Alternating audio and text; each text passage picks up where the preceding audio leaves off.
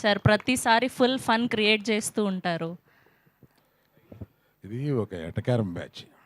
ఈ వాసు ఎటకారం, ఆ డైరెక్టర్ ఎటకారం, నేను మొత్తం ఈ ఎటకారం అంతా కలిపి ఈస్ట్ గోదావరి అంతా వెటకారం. జనరల్గా ఈస్ట్ గోదావరి ఒక వెటకారం డిస్ట్రిక్ట్. వాళ్ళకి ఆ ఫన్ను సరదా అంటే చాలా ఇష్టం. అందువల్ల మొదట్లో ఆయ్ అని పేరు పెడదామా అని ఆలోచించినప్పుడు ఒక ప్రాంతానికి ఆగిపోతుందేమో ఆయ్ అనేది, మిగతా ప్రాంతాల్లో తెలియదు కదా అని అంటే మేము కాసేపు కూర్చుని ఆయ్ ఎన్ని రకాలుగా ఉపయోగిస్తారు అని ఒక 20 రకాలు అనుకున్నాం ఆ ప్రాంతంలో. సో అందుకని టైటిల్ కరెక్టు.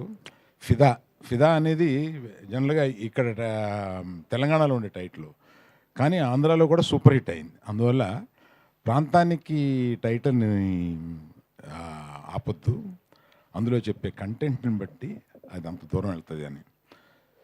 సినిమా చాలా సరదాగా ఉండే సినిమా. అంటే ఇవాళ సరదాగా ఉండే సినిమాలు బాగా పే చేస్తున్నాయి కాబట్టి తప్పకుండా ఇది పే చేస్తాను అనుకుంటున్నాను నేను.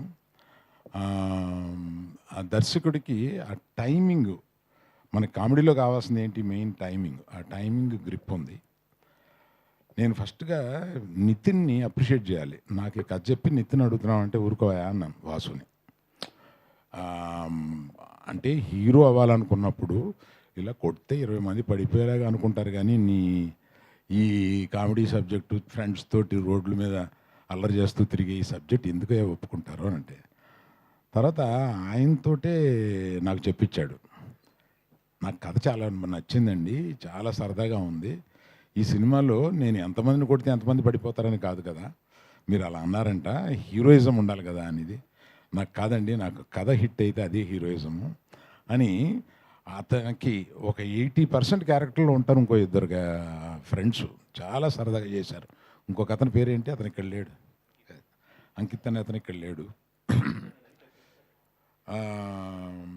కాకపోతే ఆ సినిమాలో నాకు నేను రష్ చూసినప్పుడు నాకు నచ్చింది ఏంటంటే, మొదట్లో ఏమో తిట్టాను, ఈ సినిమాని ఈస్ట్ గోదావరి వర్షంలోకి తీసుకెళ్ళి సినిమాని తీస్తామండి అన్నారు.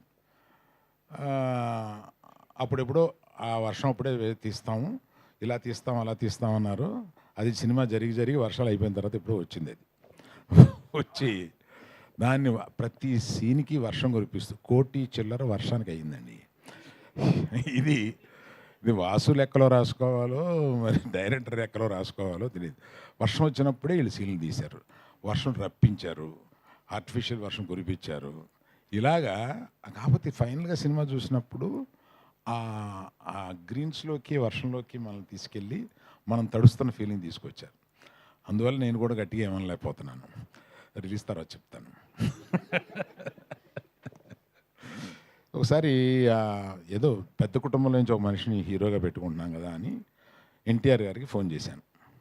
ఫోన్ చేసి ఇలాగా నితిన్ అనుకుంటున్నాము అని అంటే, ఏమండి ఎవరి లైఫ్ ఆడదే, అది మనం సినిమాని ఫస్ట్ డే వరకు ఏదో మన బంధువులనో మనవాళ్ళనో ఇదని చెప్పుకుని తీసుకుని వెళ్తాం.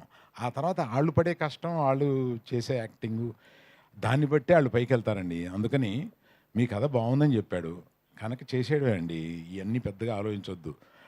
పెద్దవాళ్ళ కుటుంబంలో నుంచి ఇలాంటి క్యారెక్టర్ ఏమీ లేదు, సినిమా బాగుంటే పర్వాలేదు, బ్రహ్మాండంగా ఆడద్ది, మీరు డెఫినెట్గా మిస్ కానివారు, చెయ్యండి బాగుంటుంది అని అన్నారు. సో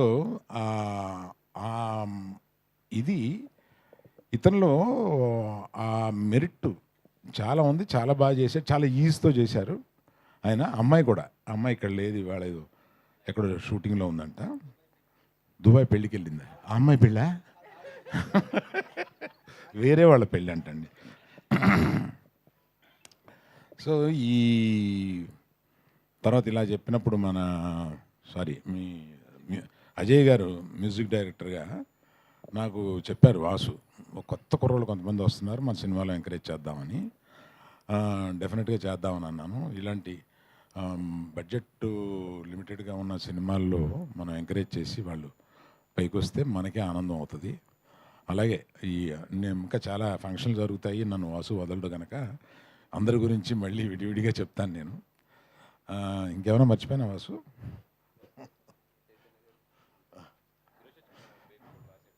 ఎవరు మేబీ కూడా రాశారు కదా మీరు.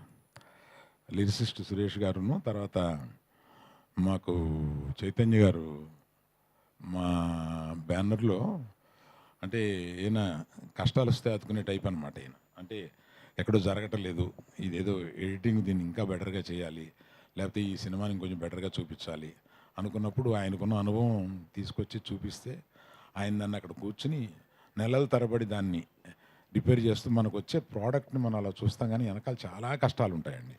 ఆ కష్టాలని ఎక్కువ పంచుకునే వాళ్ళల్లో మా గీతార్ట్స్లో చైతన్య ఒకడు. Thank you Chaitanya, thank you. So media మిత్రులకి ఇక్కడి నుంచి జనం బాగుంది అని చెప్పే వరకు మీరు తీసుకెళ్ళాలి.